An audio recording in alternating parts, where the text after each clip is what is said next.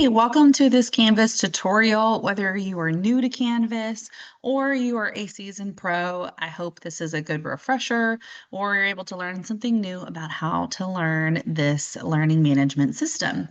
I'm going to start just by going over what you see here. I have created a Canvas setting as if it was brand new for everything. So if you've been playing around in your Canvas dashboard, it may not look exactly like this, but this is a clean slate that we can play around with to see what we have available for us.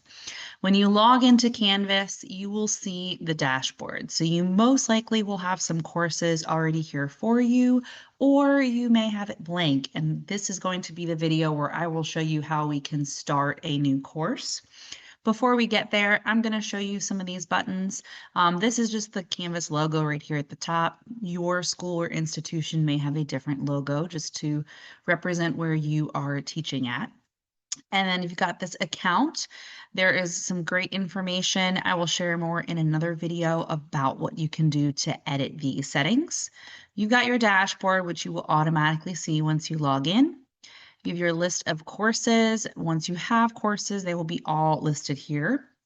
You've got your calendar. This is where you're going to have all of your due dates and any other events during the school week, month, year that you'd want to add to this calendar for students and or staff to access. There's more information about this in another video. You have your inbox. This is where you can message students, parents inside the system. They have different types of settings where students can get alerted about these inbox messages. Again, more in another video. History, if you want to remember what you've been accessing recently. And then this is kind of the help session for Canvas. Anytime they make an update, as you can see, there has been some updates here.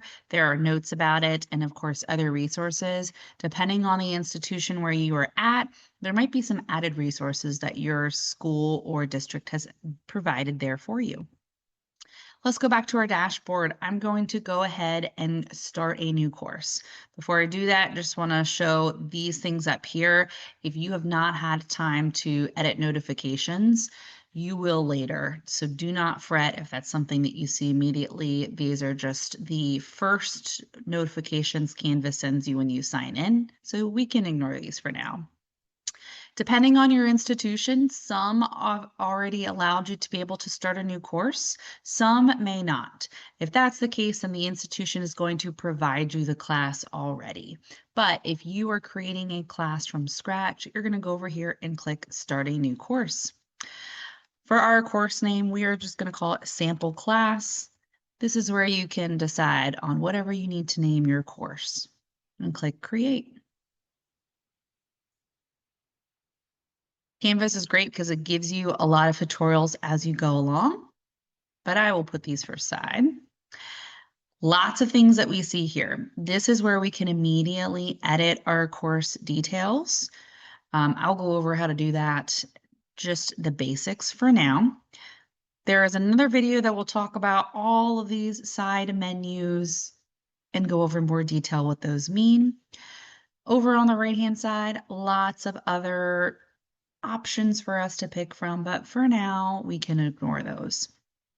All right, let's just set up some simple course details for us. Your name is the sample class. We already selected that. The course code, again, depending on your institution, you may have a specific code that you need. I will say, whatever you put in this course code, sample is what is here, is what's going to show up here in the upper left-hand corner. That sometimes I like to change to my course name itself, just so students, when they're in my Canvas page, they realize what they are in. I also like to add my name to this. So sometimes I'll just do sample class and the last name there. This will update once I hit update courses. Blueprint course, this is automatically selected for me. Again, depending on your institution, that may change. We can ignore that for now. Your time zone, you can change. I am in Eastern Standard Time, so I would change that. Participation. There are terms or course. I recommend term. Most institutions select that as such. In fact, when you click on this, you may see that there are already certain terms selected there for you. I'm not immediately linked to an institution for the sake of this video, so there is nothing set up. And most instances in my previous schools that I've worked in, I can already see semester one or quarter one already set for me. That's on the administration side of things. So whether you need to select semester one, quarter one, you can, or you can make your own term. So this is where we would start the semester and end the semester. So you can change those as such. Of course, these options here, you can restrict students from seeing that before the start date and from viewing it after the end date. That is a personal preference if you would like. Language, all of that good stuff. Most of this can stay the same as you need to. You can add description if you want. I usually don't. I notice a lot of my students don't pay attention to that.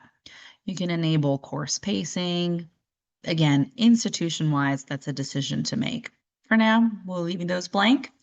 I would like to make note of these options down here. Depending on your institution, you can let students self-enroll. I've not seen that in many institutions, so I'm going to leave that unchecked. You can show those recent announcements on the course homepage. I do like that option. You can select a different number. Usually the top two ones I'd like to see at times. Announcements will be in another video. If you're using discussions, you may want to let students attach files if they're making projects or assignments outside of Canvas. You can also let students create discussions, leave that checked or unchecked. I usually like to control my discussion posts, so I usually uncheck that. You can let students edit or delete their own discussion replies, totally optional for you. Let students organize their own groups. I like to be able to set up groups in Canvas, so I leave that unchecked. Hide the totals in students' grade summary. That's an option if you'd like to use it. Basically, this will show the students their total percentage in different categories, so you can leave that checked or unchecked. I like them to see that. Hide grade distribution graphs from students. I like to check this just because the grade distribution graphs are showing the students that as a full class, this is the range at which the grades are. I like to keep my grades very personal to students. It's their assignments, their grade. Don't want that to be influenced by anybody else. So I do like to hide those. You can disable comments on announcements to have only teachers make it, teachers, students, or anyone.